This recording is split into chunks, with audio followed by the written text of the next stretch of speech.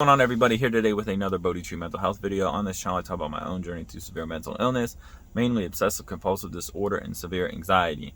I wanted to do a video inspired by a comment and or question from a viewer. He says, wow, I did not know Buddhism was so dark, grim, and depressing.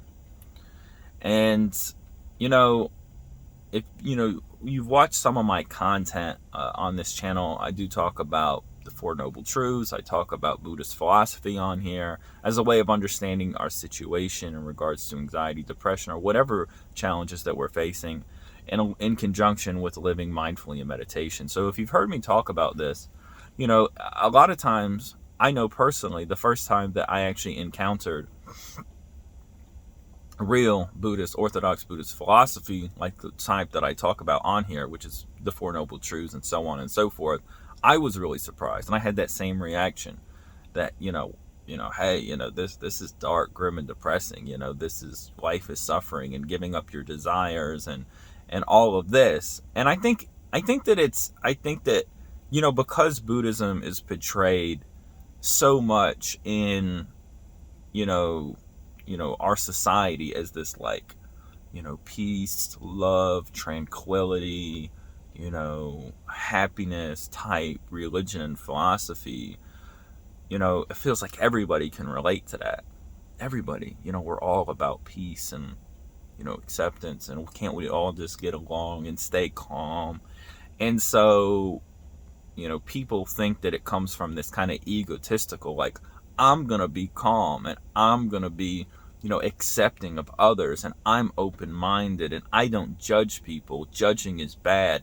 And so, the root of this peace and tranquility that people associate with Buddhism, they think it comes from this egotistical place of trying to be peaceful and tranquil and non-judgmental and compassionate. And I think it actually comes from a type of trying of being this way. The Buddha was being this way. And when people are shocked when they start to read Orthodox Buddhist philosophy, that how a Buddhist, a monk, or a Buddhist, someone that studies Orthodox Buddhism, how one would really arrive at these type of, conclusions about, being compassionate or being less judgmental or, remaining calm in difficult times. It doesn't come from a type of trying. It comes from a deeper understanding. And that deeper understanding, for a lot of people that's never read, Buddhist philosophy, can seem grim, dark, and depressing. Because the Buddha basically has a philosophy, outside of some of the kind of, I by no means am, I am like, level one on understanding Buddhism, but on the main strokes of Buddhism, talking about the Four Noble path, the Four Noble Truths and the Buddhist path, it's so much different than it's different. I lost my train of thought. So anyways, back to my viewer's question, is Buddhism dark, grim, and depressing? Is life really like this? It seems very depressing. And, he kind of answered his own question. He said also in this comment, he said, what about if all your hormones are firing and you're happy? And he said, even in hard times, even in bad times, people can joke, people can find happiness. People find jokes and happiness in the trenches of, wars and in horrible situations. I mean, people that fight wars together and see death and see misery all around them. People can still laugh. People can still find happiness, in these terrible situations. If someone is healthy mentally and physically, then isn't life, isn't life great? Isn't it amazing? It's not suffering. And that actually is what the Buddha is trying to say. But it's just people mistake. See what people mistake is their state of mind for the reality of life. And what the Buddhist path teaches towards is exactly this. It's this type of resilience. It's this type of, being happy, being at peace in a really bad situation. And, what the Buddha is saying is that life is suffering. It is painful, but you can still be happy. And the key to being happy is to living in the present moment. It's into living in the here and now. Because happiness cannot be found in the past or in the future. These things haven't arrived yet.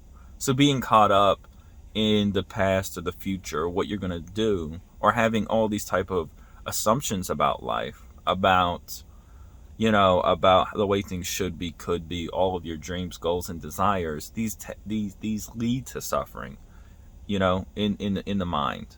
And so the Buddha is saying in this philosophy is that yes, you can be happy in the present moment. You can be happy right now. But life in its entirety, when seen for what it actually is pain and suffering. So you have to be happy now, because when you look at life in its entirety, obviously we don't have much control of what happens, and there's a lot of horrific things happening all around us, and there's a lot of pain and suffering that can even happen to us. And so the way that we handle reality, the way that we handle our life, is how we find resilience and peace and tranquility. It's important to point out that, so much of what I talk about in this channel is about, living in the present moment and finding happiness there. When you're really deeply depressed, you kind of uncover this reality. Wow, life is not, I've been depressed. You feel like life isn't worth living. You feel like everything is meaningless. Everything is pointless. And so you feel suicidal.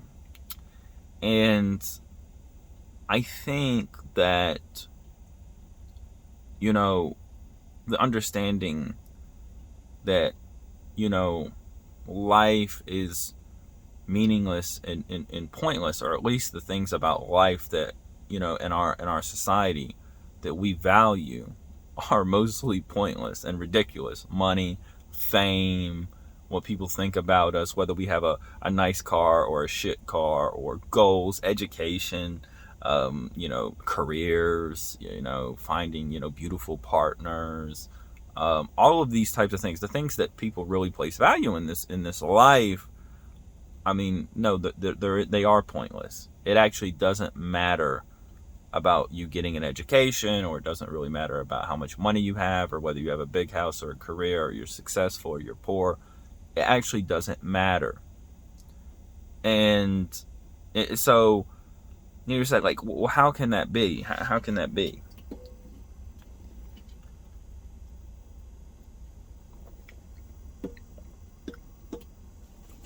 If you look at children as a whole and young people, talking about living in the present moment, you take young people and children. Why are young people and children, like young adults and children, let's say people under the age of 25, as a whole, typically more happy than adults? Children typically, they're smiling, they're playing, and they're mostly just concerned with themselves. So young people as a whole are much more joyful than adults as a whole. It's not just people with OCD and mental health problems that suffer. All right. Suffering is something that, some internal suffering is something that most people are just unaware of, their own suffering. But most people are suffering. And so why is it? Why is it that, when people are young, children and young adults, they're happy, and as they get older, so many people become more miserable, so much more pessimistic and negative, and they develop strong views and on things? Why is that? We're all born into the present moment. We're all born living. A child isn't thinking about, it doesn't have these type of desires. It doesn't have these type of beliefs about the world. The child lives, obviously the child's not depressed. A young person's not depressed, typically. I mean, they haven't lived long enough to be depressed about anything. And I'm not saying, I'm obviously there's children that have hard childhoods and do have, do suffer. Okay, I'm not saying that, but I'm saying as a whole. Young people and children compared to adults. Okay, so why is that? It's because they don't have these type of beliefs and desires deeply rooted in them. So as the child's kind of carefree, doesn't really understand their own suffering of what it's going to go through in its own life and the life around it. But the adults in society instill a lot of desires on them. In the West, it's mostly around materialism, things like money, things like like for me personally, and I think my deepest desires instilled in me as a child were literally the desires of most people, which is to kind of have in America we call it the American dream. Have a beautiful, successful wife. I'm going to be successful, have a nice house, have a nice family, the white picket fence, the American dream. Be successful, have a good, solid life, respected in the community, the American dream. This is what's sold to pretty much everybody. It's sold to people around the world about coming to America, the American dream. And so when people, like at least in my country, I know this, they grow up and they realize that what society has instilled in them, these beliefs about how life is. And when they get older and they realize that their lives are not going in this direction, things are happening to them that's out of their control. They're making mistakes they never thought that they would. Everything is kind of going awry. And it goes usually awry like pretty early on. People graduate high school, they have all these plans, they have all these things that they think life is going to be this kind of woo, like really great roller coaster ride, and then life hits them in the fucking face. And so when life starts to hit people in the fucking face and they realize that things that they were told and their expectations and their desires for how things are, this is when suffering starts. It starts pretty early, and people continue to believe and try, so they start to develop, maybe not like clinical depression or clinical anxiety, but people start to suffer. They start to hope that things will be better in the future. That, if they just get to this, if they just get to that, if they just overcome whatever obstacles are in their way right now, then they can be happy. They start to kind of have they start to daydream about a better time when everything's going to go good and everything's going to go right. And so this is the type of suffering that I'm talking about. This is the type of suffering that adults typically suffer from. All right, their own worries, they worry about their own mind. And so I say all that to say that when you look at life, right, we say that life is pain and suffering. We're born into this world with nothing, and we're going to leave with nothing.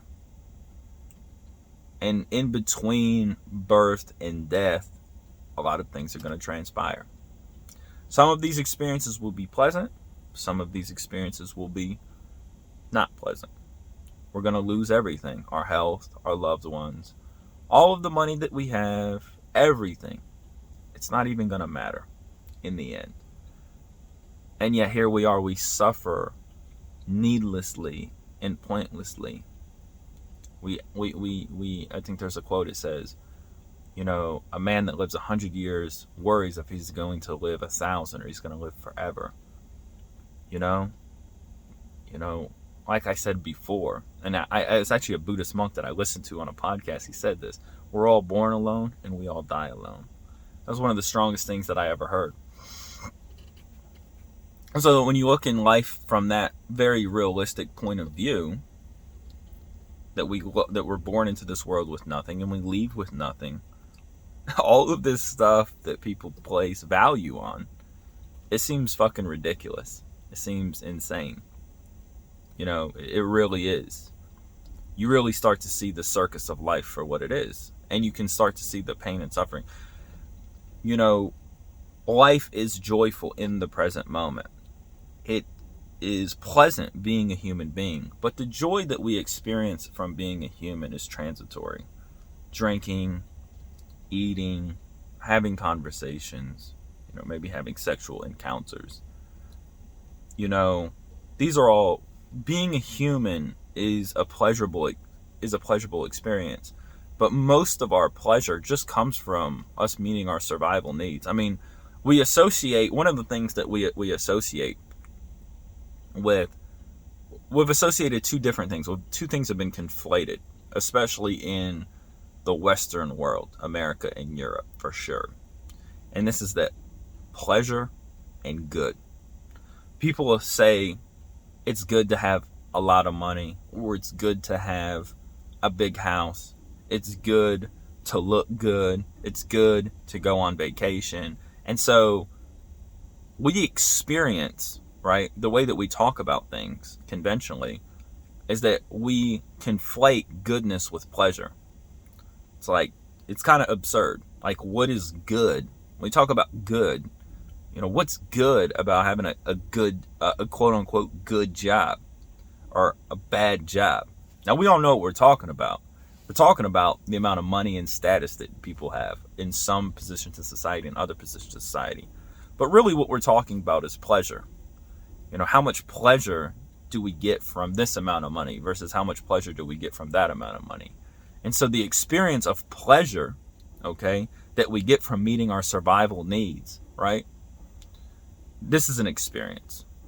And so it's not inherently good. It's not inherently bad. It's just an experience. And so, as human beings, we're born into this world with these physiological needs, and it's enjoyable and pleasurable to meet these needs. But these things are not inherently good, nor are they inherently bad. This is just the journey that we're all on. We're all going the same way, and we're going the same way really, really soon. I mean, this life is extremely short. This isn't, we're just that. And so I hope I made some points about why, life is, why, the Buddha says life is suffering and pain.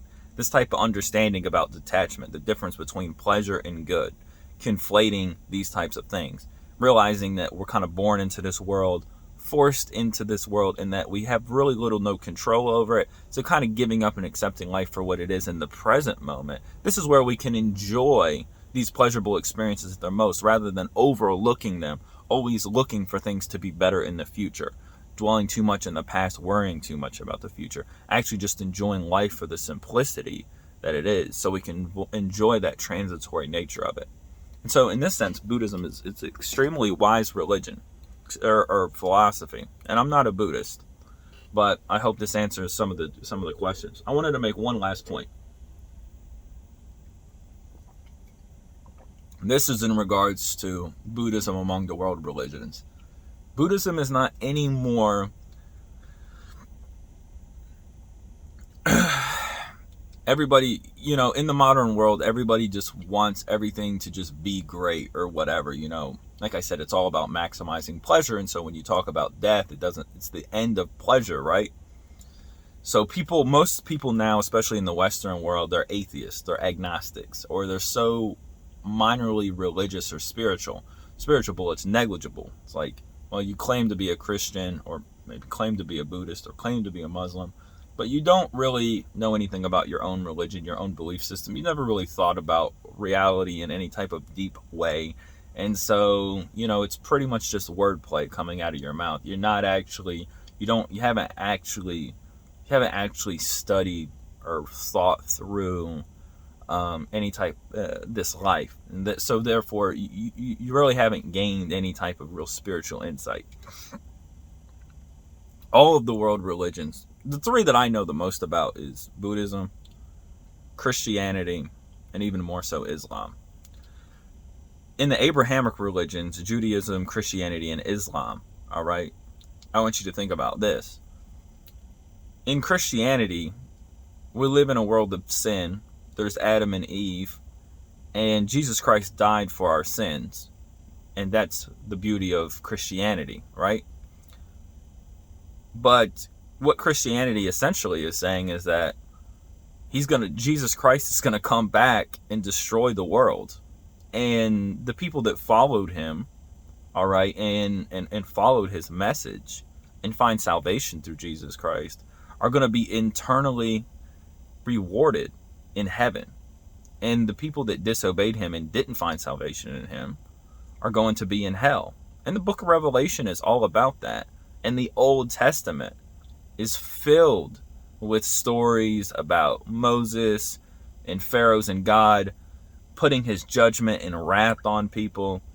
So Christianity is Buddhism compared to Christianity is, I mean, it's the same thing. And it's the same thing in Islam. You know, Islam, the premise of Islam is that life is an actual test. That this life, we are only here to serve God and God alone. That's it. You know, we're here. In fact, I don't know if this is, I don't know if this is actually sourced from an Islamic book or whatever, but one Islamic scholar that I had listened to said that, you know, be in this world as a traveler. You know, you walk into the door of life, you put your suitcase down, but you quickly pick it back up and go through the next door. It's like you're just moving through a door called life. You don't settle into the room and set up an apartment and set up like a life here in this reality, because this life is short. This is not the real life. The real life is on the other side of death. And so we should look at this life from that perspective, the fact that it's short and the fact that what happens after death is eternity. And so in the Abrahamic religions, what they're talking about is they're pointing towards life after death. And so all of the religions are all saying that this life is short, that we all die, that this is that there's a lot of injustice, there's a lot of pain, there's suffering here. And, you know, there's a lot of temptation here. There's a lot of different things in this reality. But the ultimate reality, true peace and happiness, is on the other side of death. So if true happiness and contentment is on the other side of death, then for all of the religions, right? The Abrahamic religions, Buddhism, I don't know about anything else.